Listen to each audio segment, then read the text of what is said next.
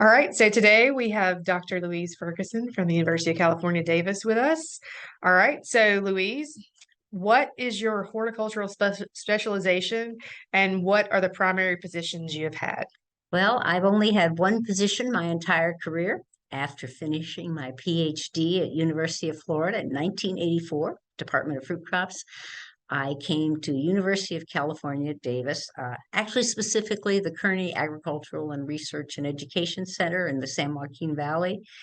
So I have been an extension specialist for almost 39 years. And my specialties are Mediterranean tree crops. I work with applied production practices and extension in pistachios, olives, figs, citrus, persimmons, pomegranates, and a couple other orphan crops. All right, so what has horticulture meant in your life and your career? Well, it's horticulture has been my career over half my life. And what it's meant to me is I got to be part of something larger than myself. I got to be part of positive change. I got to see the world because I love to travel. And be I got to be part of something. That was what was really important to me. I got to be part of something. I got to make a difference along with other people. All right, so what do you consider to be the most rewarding part of your career in horticulture? So generally, all the things I mentioned, I got to be part of a large institution that was dedicated to positive change. And I got to do very specific things. But one of the most rewarding things was when I started at University of California, Davis, I was assigned pistachios, a little tiny crop, 40,000 acres, just starting. And I got to be part of seeing that crop become over 500,000 acres, the second largest pistachio, excuse me, the second largest by land area, but the most productive pistachio industry in the world. So I got to work with other people making that happen. And I'm now in other crops like olives, we're getting to be able to make the olive industry um, move away from hand labor. So I got to be part of positive change. I got to work with great people and I got to make a difference. I think that's the most important thing. So, how long have you been a member of ASHS and how has the society influenced your career? So I have been coming to ASHS meetings since I was a master's student back at University of Florida. I think that was like 1977, 1978. And So, a few years. yes, 2 years.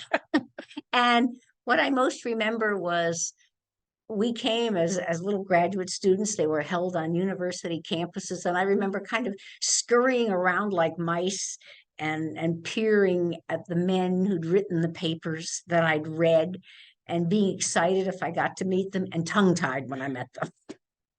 But it was Yeah. so, but I do remember how ASHS gave me practice in making presentations. It really was not a catastrophe if I messed up in a presentation, like dropping a slide tray. If not, only some of us remember what that was. And it also gave me a chance to practice being on committees in terms of assuming some leadership duties. It gave me a chance to go hear things I wouldn't hear at University of Florida, where I was in school, or later at University of California. I heard other ideas. One of the most important things I learned was don't always go to the sessions where you already know something. Go to the ones where you don't know something, and see what kind of ideas you can have. And over the years, it's gotten better and better for the social life of students. They now do really nice events and cater to the students because you're our future, the students. So what advice, kind of leads us into the next question, what advice can you give students or young professionals in horticulture? So basically, the first thing I'd say is come to this meeting and present. Always present a poster or a paper. Join all the competitions that you can. go to all the events, because if you present or you participate, people have a reason to talk to you. They have a way to open a conversation, and that will lead to other things. And you come enough times, you give enough papers, next thing you know, you're asked to be on the committee. Then you're asked to head the committee. Then you're asked to run for office. And you get, of course, new ideas to take back to your institution. And you get invitations to speak elsewhere. The next thing you know, you'll be traveling the world. I credit horticulture with taking me to over 80 countries in the world. Oh, the places you'll go. So what excites you the most about the future of horticulture and the industry and profession? The thing that I think is most interesting and most exciting was when I went into horticulture. I come from a family of doctors, lawyers, and engineers, and they were plainly confused by my choice of a profession. They thought the only thing they knew how to do was ask me how to water their house plants. Now, horticulture has become much more a part of everybody's everyday life. They have a better concept of how their food is produced, a better concept of what it means to have horticulture in the community.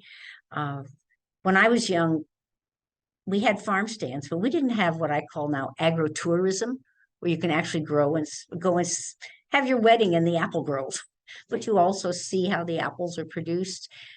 The most exciting thing to me is how much more people understand about horticulture. And I think that's partially due to ASHS and its involvement, and how much more they want to have an opinion about how their food is grown and produced, and what it means for society, and how it can help things like horticultural therapy now, and the value of gardens, and the value of having horticulture in your community. All right. Is there anything else you want to say, Louise?